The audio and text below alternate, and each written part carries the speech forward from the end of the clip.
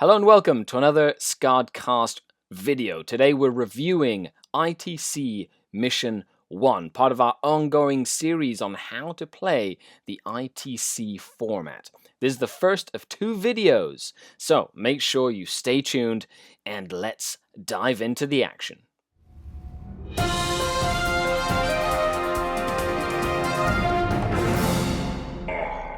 The Dark Kid.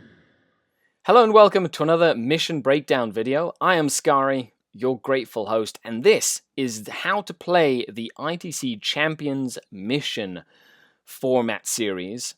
Every video series is broken down into two videos. The first is a general overview of what I'm talking about, in this case Mission 1.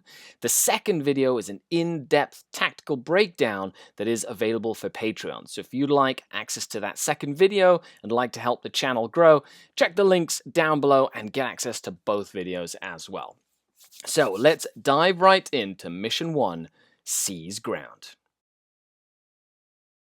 And here we have Mission 1, Seize Ground. So as you can see, it is a basic mission that has 6 different objectives. So you have 6 different objectives all over the table, and the bonus in this case has changed. It is now if you hold or contest 4 or more of the objectives. It used to be 5, but now it's 4 or more of the objectives, you gain 1 additional point. Now, in the scoring system of the ITC, which we will take a look at, every mission you have a possible 42 points that you can score.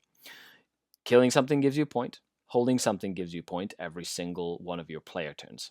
At the end of the battle round, the person who holds more gets an additional point, and the person who basically killed more gets a point as well. The bonus point is one that both players can get every single player turn or every single battle round, depending on what the bonus is.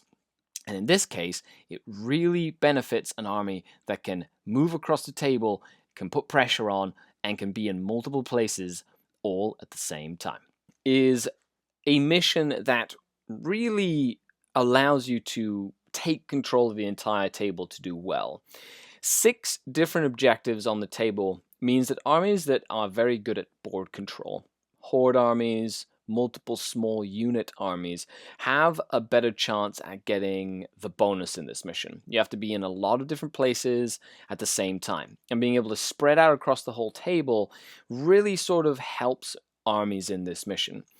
Now, depending on how the deployment is, different ways that you can sort of attack the mission specifically, but that's mostly about positioning.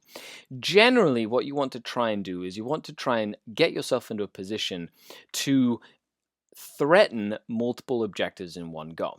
One of the main things that you see professional or competitive players do is they have a tendency of taking the middle. So if you have a big bully unit, like a unit of Bullgrin or a big unit of Paladins, you can really get into the middle of the table. And as you saw on the mission format, on the way that the objectives are placed, being in the middle will give you a good threat range to target all of those objectives.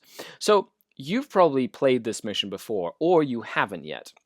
Now, if you have played this mission before, you either found it very easy to score the bonus point, just being able to move all over the table, or if you're playing an army that is very static in the back, a lot of the times the game can get away from you if your opponent starts taking the entire table, starts getting bonus, starts getting hold more, and really kind of put pressure on the board itself.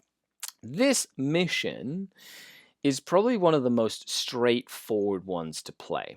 The 6 objectives are standardized on the board, which means you don't have to really think about objective placement. And in some of the missions, objective placement becomes a part of the strategy itself. However, what you have to do is really think about how you're going to approach the mission.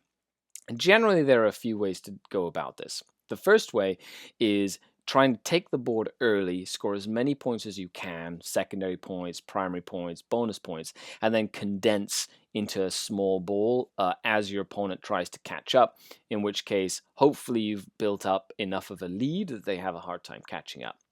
On the flip side, you can play a very defensive game, maybe just holding one objective in your zone or two objectives, and then maybe contesting or getting the odd secondary here and there, and then exploding into action in the third or the fourth turn, and then playing the fourth, fifth, and sixth turn hyper aggressive to then make up for the point deficit that you have acquired throughout the course of the game. You also have to take into account that the mission itself can influence the secondary choices that you make. Sometimes the deployment or going first or second will influence the secondary choices that you make. I did do an entire breakdown of the secondary missions for the ITC as part of my first 2 video series, so it is available up for Patreons right now.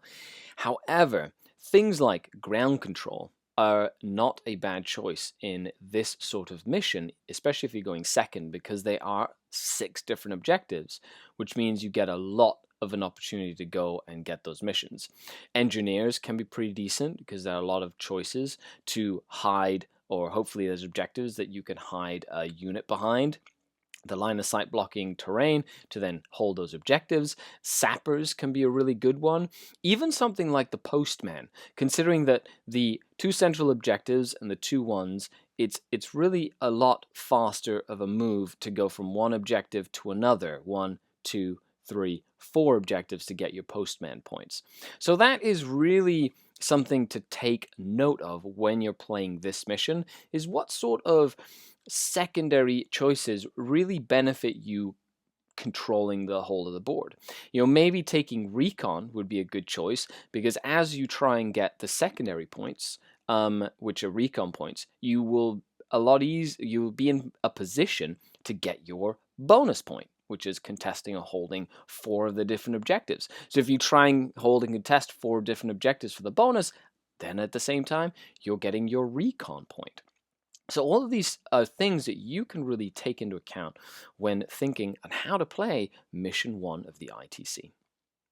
Well, that's the end of our basic breakdown of the first mission of the Champions series of the ITC format. So if you have any questions, comments, concerns, do you agree with me? Do you disagree with me? Do you have something in mind that I completely forgot to talk about? Please leave a comment down below. Let me know what it is you think. You know, which is your favorite mission of the ITC? Do you even play ITC? Or do you care more about the WTC format? Or right out of the book missions like Maelstrom or Eternal War missions, in which case, Skari, you should do some more content about that stuff. I hope you enjoyed the content. Thank you so much. A huge shout out to all of you who like, share, subscribe, and click that little notification button. I know this is a tough time, but we are stuck at home, so you might as well learn how to play these missions before we hit the tournament scene in stride when the world opens up again. I've been Skari, your grateful host. Sign off until next time. Skari out. Bye.